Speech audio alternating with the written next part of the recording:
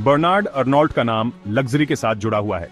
5 मार्च 1949 को फ्रांस के रूबे में जन्मे अर्नॉल्ट का सफर लग्जरी इंडस्ट्री के शिखर तक पहुंचने का महत्वाकांक्षा, दूरदर्शिता और रणनीतिक चातुर्य की कहानी है।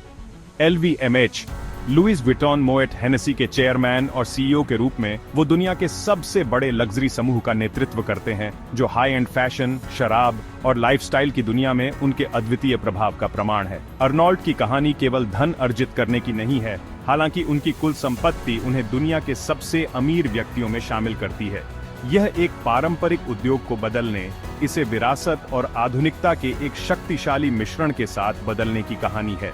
उनके नेतृत्व ने विलासिता को फिर से परिभाषित किया है, प्रतिष्ठा और विशिष्टता की वैश्विक धारणाओं को आकार दिया है।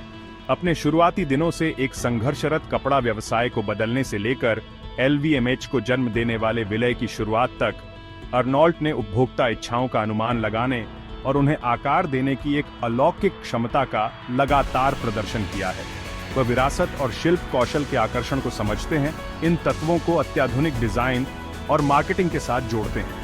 यह आधुनिक विलासिता के वास्तुकार बर्नार्ड अर्नॉल्ट की कहानी है, एक ऐसा व्यक्ति जिसने उत्तम स्वाद, व्यावसायिक कौशल और उत्कृष्टता के प्रति अटूट प्रतिबद्धता की नींव पर एक साम्राज्य का निर्माण किया। बर्नार्ड अर्नॉल्ट की कहानी पेरिस के चमकदार रनवे से कोसों दूर शुरू हुई। उनकी जड़ें फ्रांस के औद्योगिक हृदय स्थली रूबे में मजबूती से जमी हुई थीं, जहां उनका जन्म निर्माण की दुनिया में डूबे एक परिवार में हुआ था। उनके पिता सिविल इंजीनियरिंग फर्म फेरेट सविनल के मालिक ने उनमें एक मजबूत कार्य नीति और व्यवसाय के प्रति एक व्यावहारिक दृष्टिकोण पैदा किया। हालांकि अर्नॉल्ट की शिक्षा ने सटीकता और रणनीति के प्रति आकर्षित होने वाले दिमाग की ओर इशारा किया। उन्होंने प्रतिष्ठित इकोले पॉलिटेक्निक में उत्कृष्ट प्रदर्शन किया, जहां से उन्होंने इंजीनियरिंग की डिग्री हासिल की। तर्क और विश्लेषण में यह नींव अमूल्य साबित होगी, क्योंकि उन्होंने व्यवसाय की जटिल दुनिया को नेविगेट किया, उन्हें समस्या समाधान और विकास पर एक अनूठा दृष्टिकोण प्रदान किया। स्नातक स्तर की पढ़ाई के बाद अर्नॉल्ट पारिवारिक व्यवसाय में शामिल हो गए। यहीं पर उन्होंने अपने व्यावसायिक कौशल को निखारा, संचालन, वित्त और प्रबंधन की पेचीदगियों को सीखा।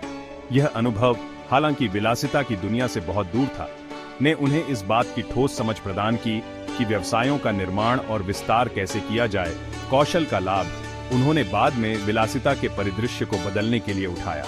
फेरेट सविनल में अपने समय के दौरान अर्नॉल्ट की महत्वाकांक्षा क्रिस्टलीकृत होने लगी। उन्होंने पारिवारिक व्यवसाय की सीमाओं को पहचाना और एक बड़े मंच के लिए तरस गए, जहां वे वास्तव में कुछ असाधारण बनाने के लिए अपनी प्रतिभा को लागू कर सकें।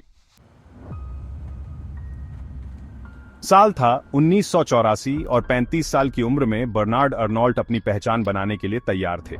उन्होंने दिवालियापन के कगार पर खड़े एक संघर्षरत कपड़ा समूह बुसाक सेंट फ्रेरिस पर अपनी नजरें जमाईं।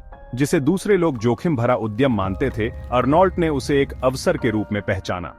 बुसाक ने अपने पोर्टफोलियो में एक छिपा हुआ रत्न रखा था, प्रतिष्ठित fashion house Christian Dyer. Arnault ने अपने परिवार के धन का लाभ उठाते हुए और निवेशकों से समर्थन हासिल करते हुए एक शानदार अधिग्रहण की व्यवस्था की, जिन्होंने उनके दृष्टिकोण को पहचाना। डायर के अपने नियंत्रण में आने के बाद उन्होंने बीमार कंपनी के पुनर्गठन में समय बर्बाद नहीं किया। उन्होंने डायर ब्रांड को पुनर्जीवित करने पर ध्यान केंद्रित करते हुए गैर लाभकारी डिवीजनों को बंद कर दिया। इसकी विरासत एक शक्तिशाली नींव थी, जिस पर पुनर्निर्माण किया जा सकता था। उनकी रणनीति दुस्साहसी और अपरंपरागत थी। उन्होंने डायर के संग्रहों में नई जान फूंकते हुए नई डिजाइन प्रतिभा को शामिल किया। वह मार्केटिंग और छवि की शक्ति को समझते थे, ब्रांड के चारों ओर विशिष्टता और आकांक्षा की कथा को सावधानीपूर्वक तैयार करते थे। उनके नेतृत्व में डायर ने विलासिता के उपभोक्ताओं की एक नई पीढ़ी को आकर्षित करते हुए एक पुनरुत्थान का अनुभव किया। डायर का पुनरुत्थान केवल एक व्यावसायिक जीत नहीं थी, यह इरादे का बयान था। इसने अर्नॉल्ट की अछूती संपत्तियों की पहचान करने, उन्हें अपनी रणनीतिक दृष्टि से प्रभावित करने और उन्हें वैश्विक बिजली घरों में बदलने की अनूठी क्षमता का प्रदर्शन किया। इस सफलता ने उनकी महत्वाकांक्षा को हवा दी, एक लग्जरी साम्राज्य के निर्माण के लिए मंच तैयार किया। डायर की सफलता के साथ बर्नार्ड अर्नॉल्ट एक और भी साहसिक प्रयास पर निकल पड़े। 1987 में उन्होंने एक विलय की योजना बनाई, जिसने लग्जरी परिदृश्य को फिर से आकार दिया। शैंपेन और कॉन्यैक निर्माता मोइट हेनेसी के साथ कहानीकार फैशन हाउस लुई वुइटन को एकजुट किया। इस मिलन ने LVMH को जन्म दिया, जो लग्जरी की दुनिया पर हावी होने के लिए तैयार एक समूह है। विलय चुनौतियों के बिना नहीं था। आंतरिक प्रतिद्वंद्विता और अलग अलग दृष्टिकोणों ने अर्नोल्ट की भव्य योजना को पटरी से उतारने की धमकी दी। फिर भी उन्होंने इन जटिलताओं को विशिष्ट दृढ़ संकल्प और रणनीतिक कौशल के साथ नेविगेट किया। उन्होंने लग्जरी ब्रांडों के एक पावरहाउस के रूप में LVMH के लिए अपने दृष्टिकोण को स्थापित करते हुए अपने नियंत्रण को मजबूत किया। प्रत्येक अपनी पहचान में अलग है, फिर भी गुणवत्ता और शिल्प कौशल के उच्चतम मानकों के प्रति प्रतिबद्धता से एकजुट है। अर्नोल्ट के नेतृत्व में LVMH ने अपने पोर्टफोलियो में फेंडी, गिवेंची और सेफोरा जैसे प्रसिद्ध ब्रांडों को जोड़ते हुए अधिग्रहण की एक आक्रामक रणनीति शुरू की। वह समझ गया था कि सच्ची विलासिता ब्रांडों के विविध लेकिन सावधानीपूर्वक क्यूरेट किए गए संग्रह पर पनपती है, प्रत्येक समझदार उपभोक्ता की इच्छाओं के एक विशिष्ट पहलू को पूरा करती है। अर्नोल्ट की प्रतिभा न केवल इन ब्रांडों को हासिल करने में थी, बल्कि उनकी अनूठी विरासत को संरक्षित करते हुए उनके विकास का पोषण करने में थी। उन्होंने अपने रचनात्मक निर्देशकों को सशक्त बनाया, उन्हें नवाचार करने के लिए संसाधन और स्वतंत्रता प्रदान की, जबकि यह सुनिश्चित किया कि उनकी रचनाएं ब्रांड के DNA के अनुरूप हों। यह दृष्टिकोण एक विजयी सूत्र साबित हुआ, जिसने LVMH को लग्जरी उद्योग में सबसे आगे खड़ा कर दिया। जैसे जैसे साल बीतते गए, विरासत न केवल एक पारिवारिक परंपरा के रूप में, बल्कि एक साझा जुनून के रूप में आगे बढ़ती गई। प्रत्येक पीढ़ी ने अपना स्पर्श, अपना स्वभाव जोड़ा, पहले से रखी गई नींव पर निर्माण जारी रखा। यह केवल उत्तराधिकार के बारे में नहीं था, यह शिल्प के प्रति गहरे, स्थायी प्रेम के बारे में था। यह प्यार, यह जुनून ही सच्ची विरासत थी, जो उन्हें समय के साथ बांधे रखती थी। और इसलिए कहानी जारी है, साझा सपनों और अटूट समर्पण की शक्ति का प्रमाण। जैसे ही बर्नार्ड अर्नोल्ट अपने धन के शिखर पर पहुंचे, उनका ध्यान परोपकार की ओर महत्वपूर्ण रूप से स्थानांतरित हो गया। उन्होंने समाज पर सार्थक प्रभाव डालने के उद्देश्य से विभिन्न धर्मार्थ कार्यों में निवेश करना शुरू कर दिया। उनके योगदान कला का समर्थन करने से लेकर शैक्षिक पहलों के वित्त पोषण तक थे, और उनके परोपकारी प्रयासों पर किसी का ध्यान नहीं गया। वापस देने की अर्नोल्ट की प्रतिबद्धता उनकी विरासत का एक परिभाषित पहलू बन गई, जो बड़े अच्छे के लिए अपने विशाल भाग्य का उपयोग करने की उनकी इच्छा को प्रदर्शित करती है। हालांकि वर्ष 2024 अपनी चुनौतियां लेकर आया। वैश्विक आर्थिक परिदृश्य बदल रहा था, और यहां तक कि सबसे स्थापित व्यवसायों को भी अनिश्चितताओं का सामना करना पड़ा।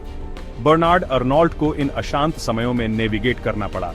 अपने साम्राज्य की स्थिरता और विकास को सुनिश्चित करने के लिए रणनीतिक निर्णय लेने पड़े। यह एक ऐसी अवधि थी जिसने उनके लचीलेपन और नेतृत्व का परीक्षण किया, लेकिन प्रतिकूल परिस्थितियों में उनके अनुकूलन और विकास की क्षमता को भी उजागर किया।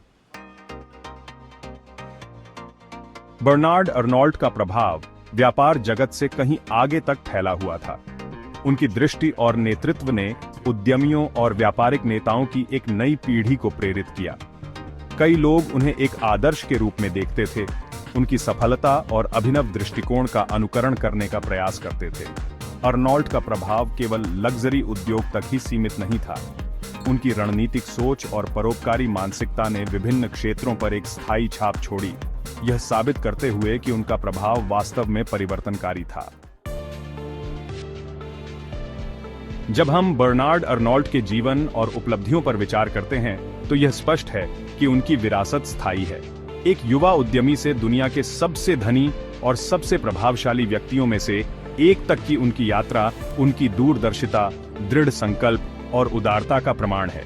अर्नोल्ट की कहानी प्रेरित और प्रेरित करती रहती है, हमें याद दिलाती है कि दृढ़ता और उत्कृष्टता के प्रति प्रतिबद्धता के साथ कुछ भी संभव है। उनकी स्थायी विरासत निस्संदेह आने वाली पीढ़ियों के लिए दुनिया को आकार देती रहेगी।